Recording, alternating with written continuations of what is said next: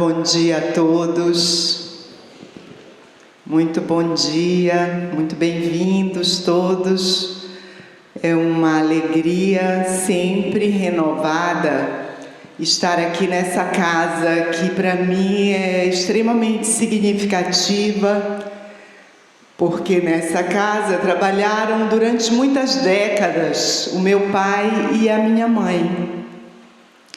Foram aqui acolhidos desde que chegaram de volta ao Pará, há muitas décadas, e a União Espírita Paraense foi para eles uma grande escola.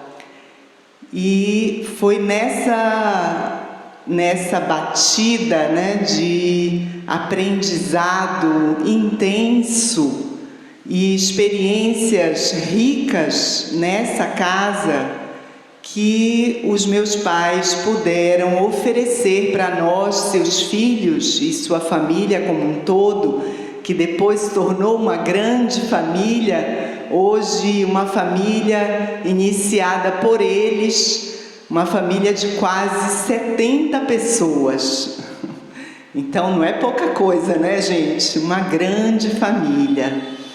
E somos profundamente gratos porque, como filha, pude usufruir de todo o aprendizado que eles vivenciaram.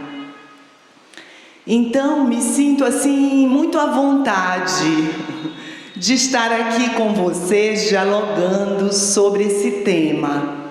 Me sinto à vontade também porque, como mãe, como avó que sou hoje, como irmã dos meus irmãos, como cunhada dos meus muitos cunhados, das minhas muitas cunhadas, porque só tenho irmãos homens, vivencio com eles todos, filhos, netos, irmãos, cunhados, sobrinhos, enfim, dessa big family, dessa grande família, vivenciamos, procuramos, vivenciar e dar continuidade a esse legado que os nossos pais nos deixaram. Então eu trago isso assim nesse princípio de fala com vocês. Não, claro, de forma alguma me colocando, então a Marta é melhor porque ela tem essa vivência. Não, de forma alguma. Mas acho que o exemplo, ele é digno de nota. E a força que veio dos nossos pais nessa vivência espírita e na realização sublime, eu posso dizer para vocês, de um evangelho no lar semanal por 52 anos. No mínimo, se não estou aqui, quase 55 anos. Um evangelho no lar semanal. É muito tempo, não é, gente? Mas eles encontraram nessa forma, de unir a família o ponto alto da educação dos filhos. É incrível como a gente, quando pensa, 52, 53, 55 anos, a gente, na nossa experiência aqui material de uma vida limitada, a gente pensa que é muito. A gente acha que é muito, Mas se a gente dilatar o nosso olhar e pensar em nós como espíritos eternos e pensar que a vida não termina, isso não é nada. É um cisco, um piscar de olhos, mas que para nossa encarnação fez muita diferença. Muita diferença. Eu trouxe uma imagem para compartilhar com vocês. Vamos imaginar que nós estamos num avião. Todo mundo aqui já viajou de avião? Quem viajou de avião? Acho que a maioria ou quase a totalidade, né? Mesmo quem não viajou de avião, já ouviu falar que existe, quando o avião está em voo, uma coisa chamada turbulência. E a Denise está representando aqui, né? Uma saculejada violenta às vezes, né? Que o avião passa, que para algumas pessoas é aterrador, né? Aquela coisa de céu de brigadeiro, né? Que é aquele céu azul sem nuvens, é o sonho, né? O sonho dourado de todas as pessoas que viajam de avião, sobretudo as que têm medo, né? Que tem gente que viaja, mas vai com medo e tudo, né? A promessa do que vai acontecer quando chegar lá no destino é mais, né, forte, tentadora do que o medo do avião. Para algumas pessoas, não, o medo se faz maior e a pessoa recua, não vai. Mas vamos voltar lá para a nossa turbulência, né?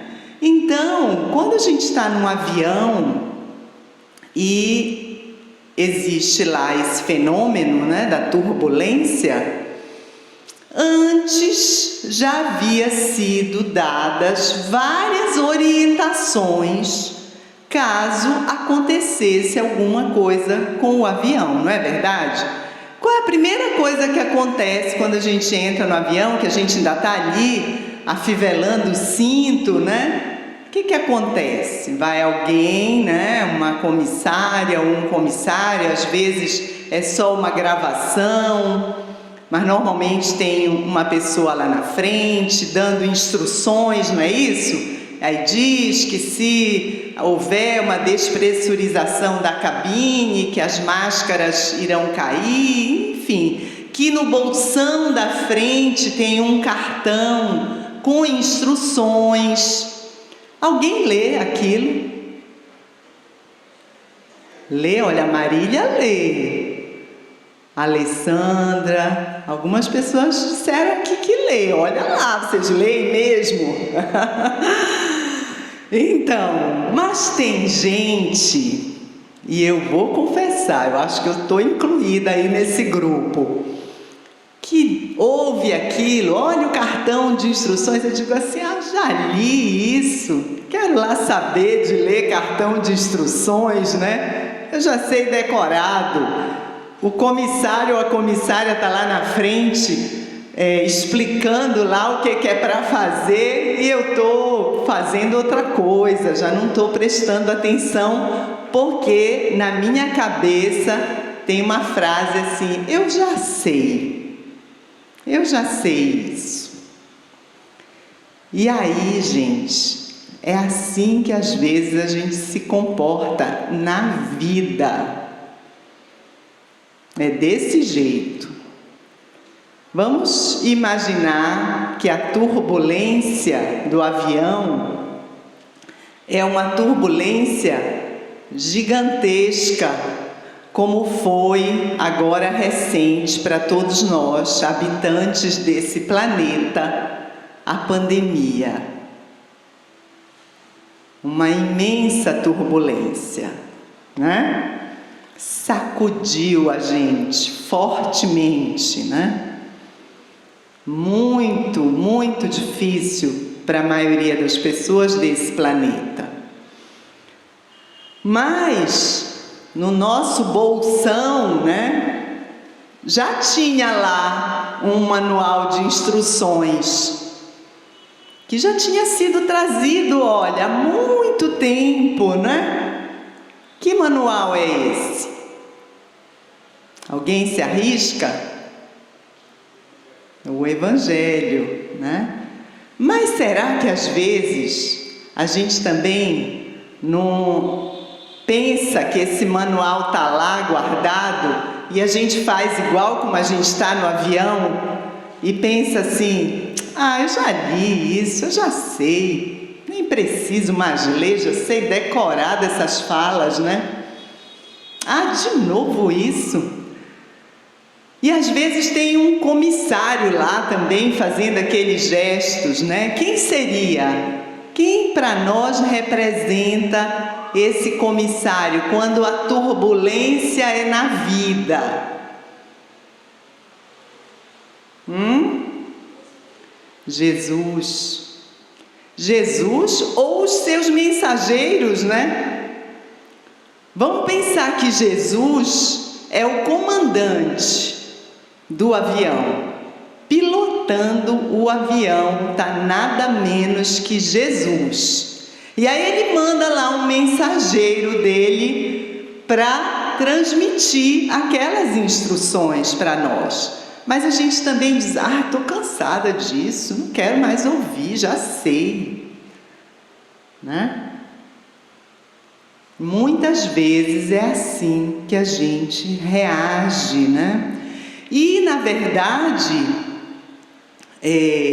o manual lá e as instruções do comissário estão nos preparando para uma possível turbulência, para um possível problema.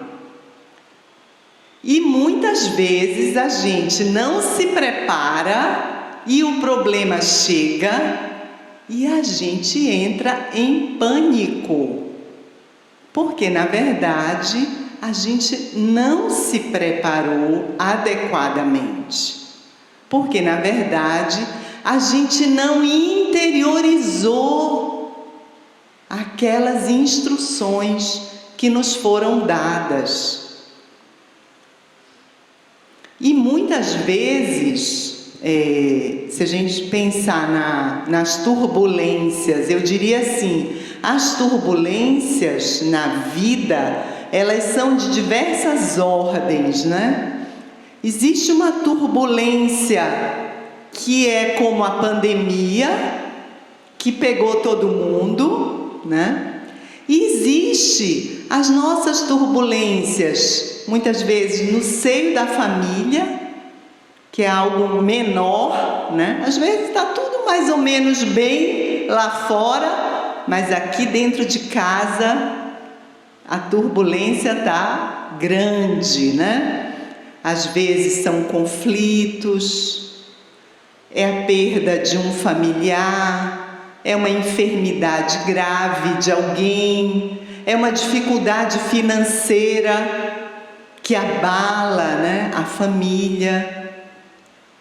E como que nesse momento a gente vai usar aquilo que a gente recebeu de instruções?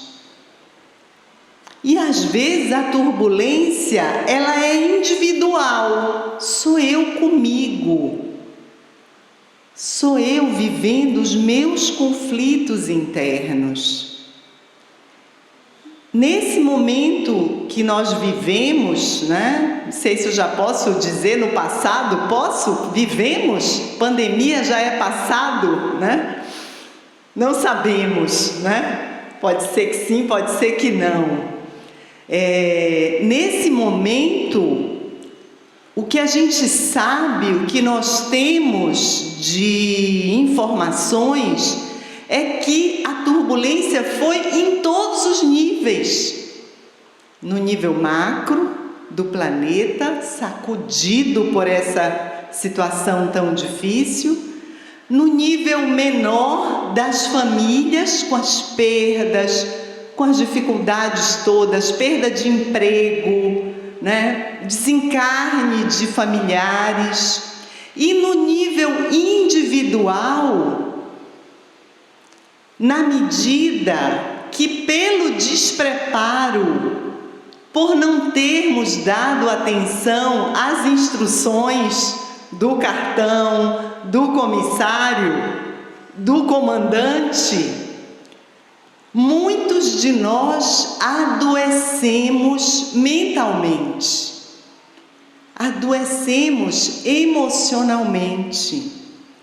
E aí o que a gente vê hoje é um índice absurdo de problemas de depressão, de ansiedade, de síndrome do pânico, de transtornos das mais diversas ordens,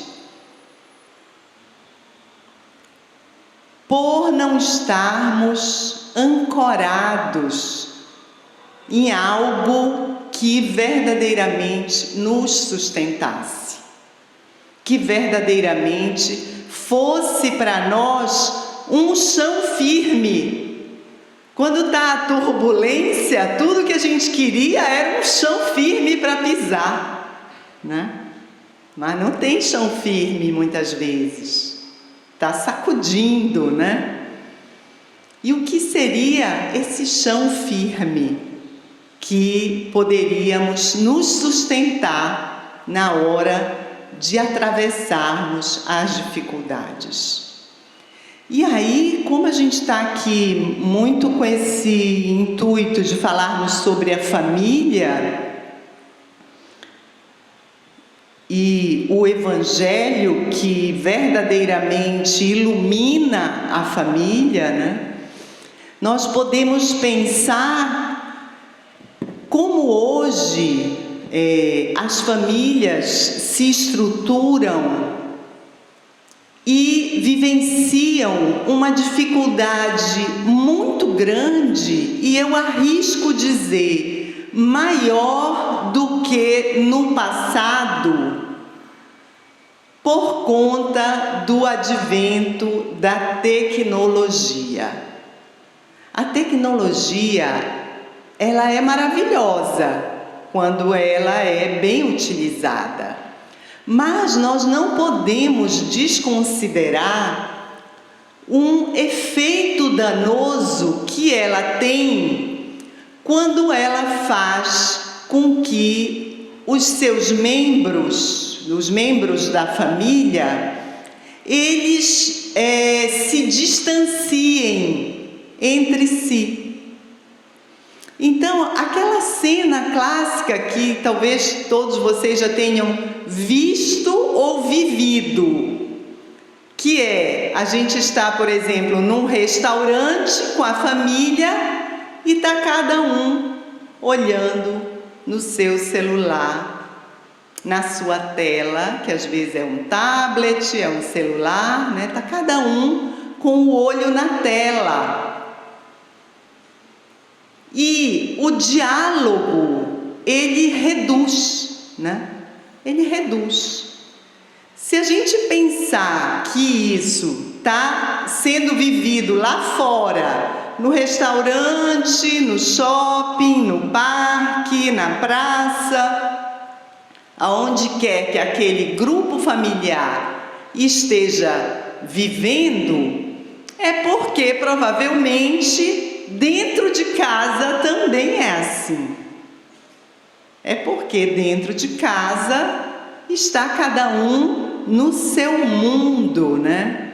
Antigamente, enquanto não se tinha todo esse acesso à tecnologia, a gente já falava disso, né, Denise? Há quanto tempo a gente fala, né? Famílias em que as crianças ou os adolescentes chegam e o mundo deles é o quarto, e eles chegam e se isolam e vão para o seu quarto, e a convivência familiar, ela é reduzida, ela é pobre, né? Ela é empobrecida. E aí, gente, vamos pensar, com esse cenário de uma convivência familiar empobrecida, reduzida, onde não tem olho no olho, onde eu não falo de mim, onde eu não ouço o outro, onde eu nem percebo as necessidades do outro, porque eu estou tão mergulhada aqui no meu mundo, nas minhas trocas, nos meus próprios interesses. Como é que essa família que vivencia isso vai chegar no domingo à noite. Aí esse é o horário do Evangelho do Lar, lá da minha família, tá? Vocês traduzam aí para o horário que vocês se reúnem. Vai chegar no domingo à noite e vai sentar para fazer o Evangelho, sendo que durante todas as horas da semana, quantas horas tem uma semana? Alguém sabe de cabeça? 168 horas. Então, a gente viveu 168 horas nesse batidão, né? De cada um por si. Cada um com a sua tela, cada um com os seus interesses, ninguém se fala, não tem troca, não tem diálogo. E aí vamos sentar agora para fazer o Evangelho no lar. Vai ser bom? Vai funcionar? O que vocês acham?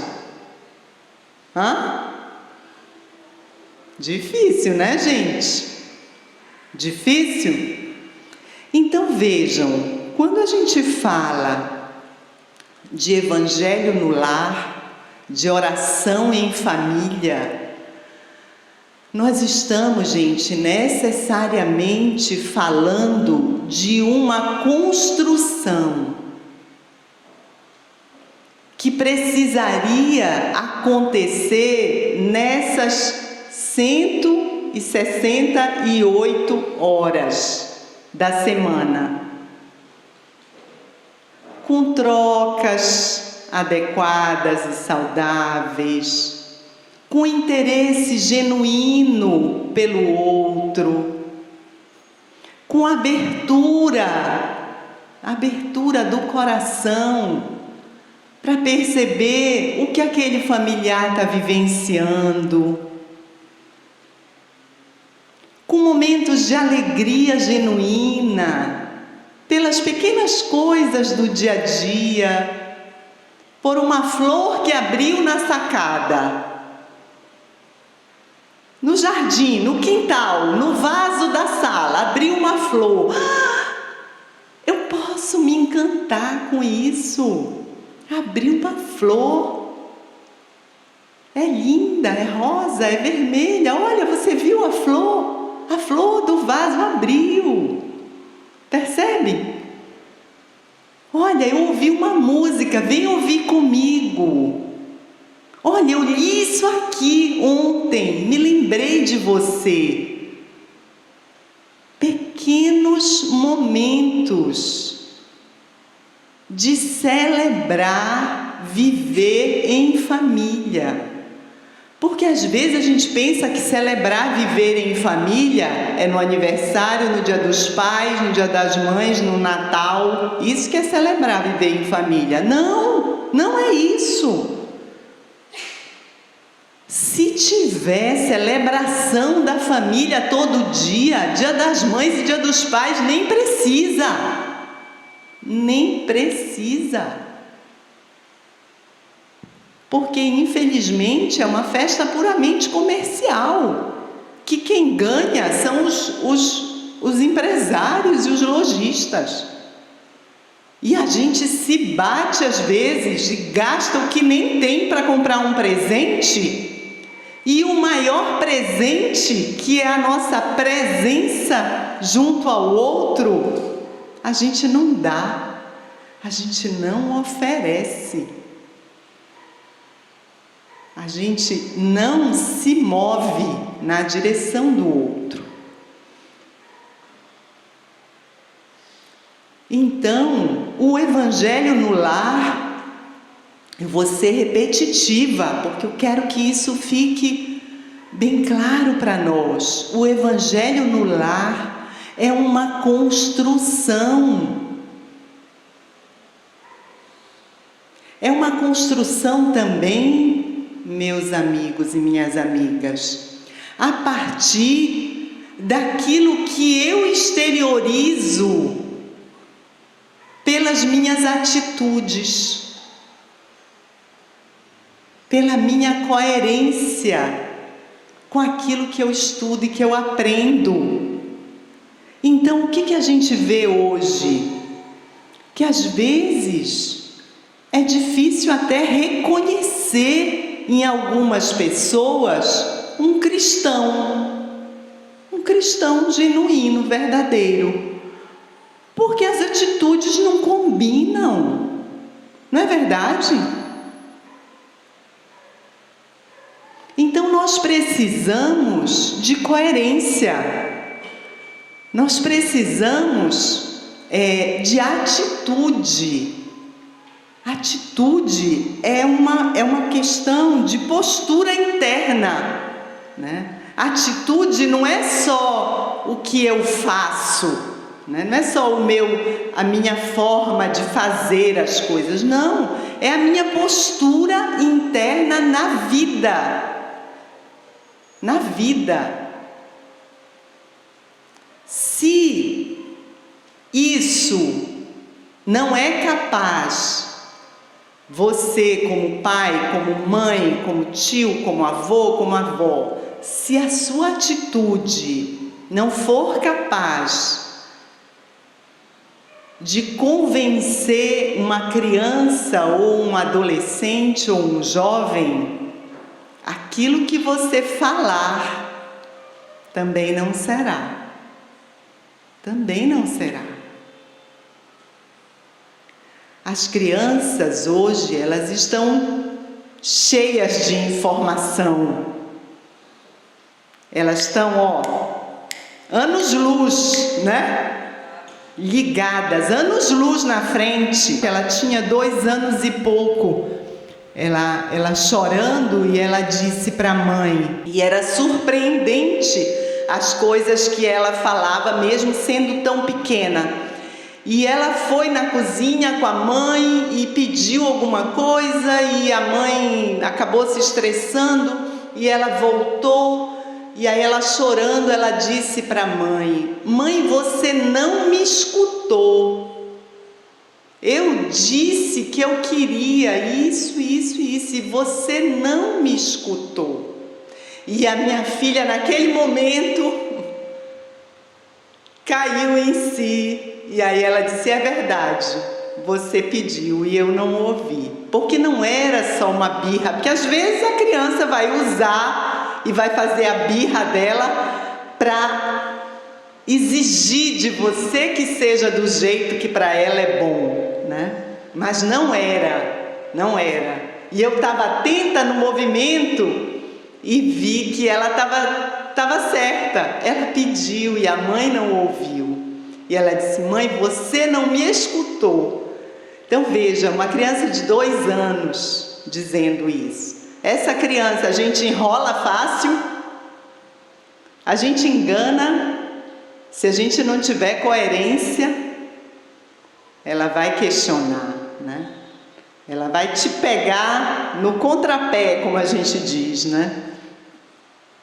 Então, vejam que a preparação para o Evangelho se dá a cada momento da nossa convivência em família. Por certo, quando for aberta a palavra para vocês, talvez alguns tragam as dificuldades, né, de hoje, dos tempos atuais. Eu quero confessar uma coisa para vocês. Eu sou muito feliz por ter a idade que eu tenho, por já ter criado as minhas filhas. Eu sou muito feliz, gente, porque eu não sei como seria nos tempos de hoje, não. Eu digo assim, gente, ter filho hoje é pauleira. Olha, parabéns para o pessoal que está aí na garra, né? Botando o filho no mundo e lidando com toda essa diversidade imensa, né? De situações, de problemas, com a questão da tecnologia, de segurar a molecada para não viver na tela, de criar outras alternativas. Então, não é fácil. Eu sei que não é fácil. que é um desafio talvez maior do que foi para nós, na nossa geração, como pais e mães, e para os nossos pais, como era no tempo dos meus pais, que talvez seja o tempo dos pais de muitos de vocês. Como era? Menino, senta aqui que é hora do Evangelho. Ponto final. Tinha problema? Tinha, Augusto? Ia desobedecer? Não, né? Sentava, se ouvia ou não, a gente não sabe, né, gente? Se ouvia mesmo, não sabemos. Ou cada um talvez saiba de si, né? Até onde conseguia prestar atenção, até onde conseguia se concentrar, né? Mas o fato é que era diferente, nem melhor nem pior, diferente. E aí, na nossa geração como pais era de outro jeito, e na geração agora é de outro jeito.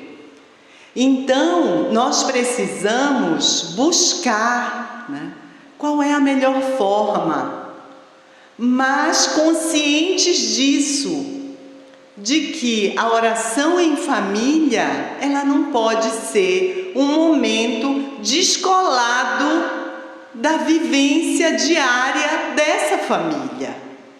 Porque não vai rolar, como dizem os jovens hoje, não vai rolar. Vai ser difícil. E, no entanto, ontem eu e Denise lemos, acho que até vale a pena trazer alguma frase. Como está o tempo? Acabando, né? É assim, nunca dá, né? Então, eu gostaria só de ler aqui algumas poucas colocações, e aí a gente vai encaminhando para o final e abrir para as contribuições de vocês.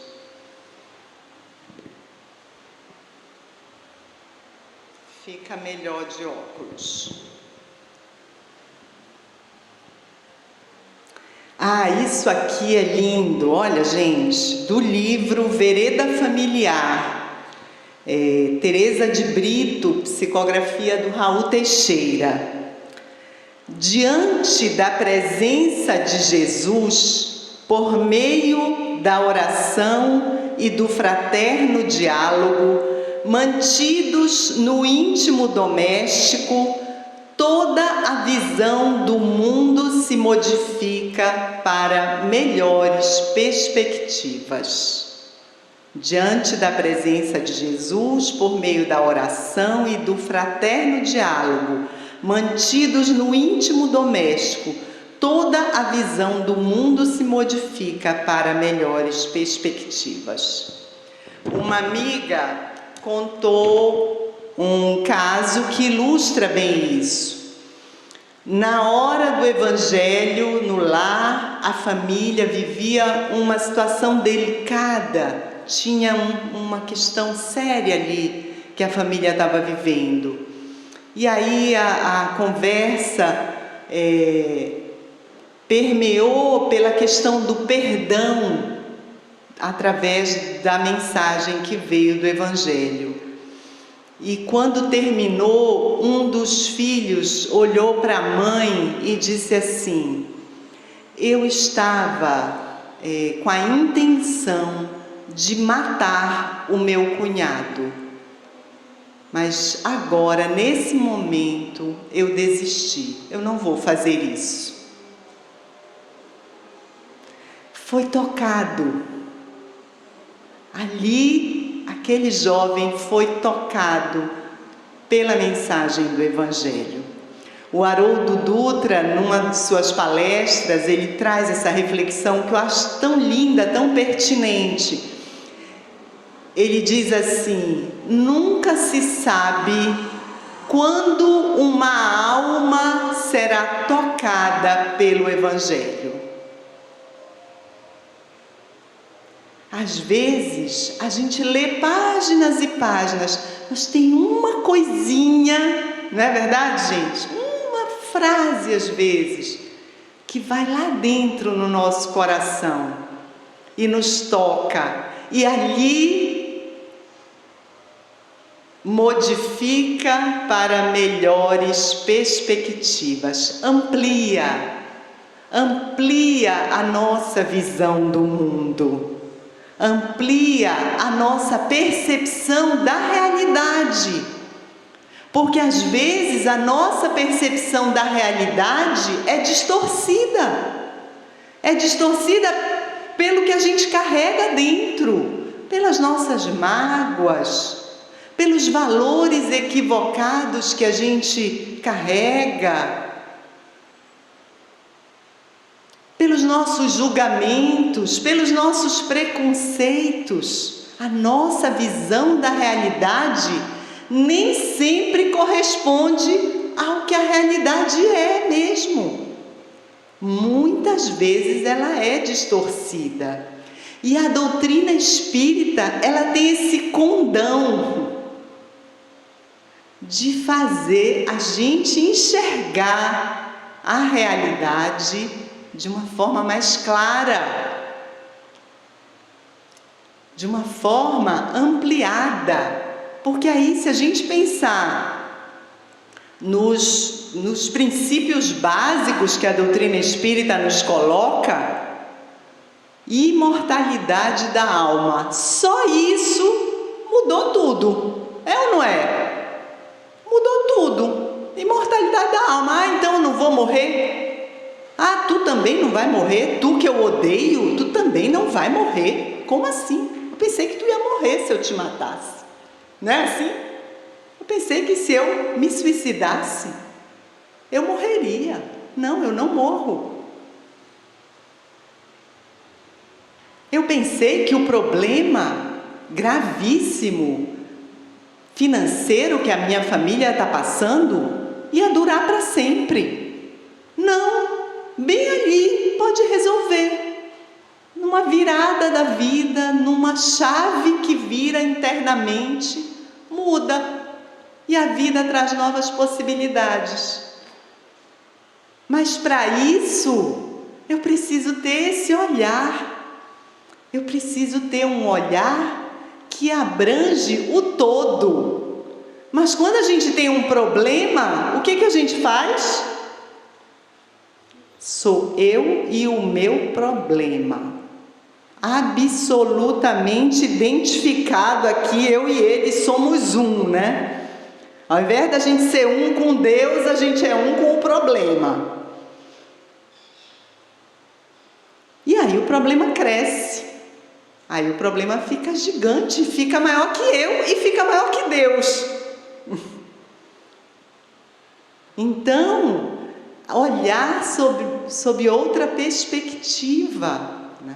Isso a doutrina espírita nos convida. A doutrina espírita não resolve os nossos problemas. A oração também não. Quero dizer para vocês, não é a oração que resolve os problemas. Mas através de uma oração sincera, eu abro o meu campo psíquico para que as sugestões dos espíritos amigos possam chegar. E às vezes vem em cascata, gente. Às vezes é uma cachoeira de inspiração que vem. Ou às vezes é só um conforto no coração que a gente sente depois da prece, um quentinho que dá. Eu digo que dá assim um quentinho no coração, e aquilo que era tão ruim já se acalmou. Como disse a música que o Yuri cantou para nós, minha dor serenou, né? Diante do Cristo, encantado com a mensagem do Cristo, a nossa dor se acerena, né? Mas a gente precisa estar nessa sintonia. Então, orar é entrar em sintonia. Esse é o convite. Muito obrigada. Estamos aqui à disposição.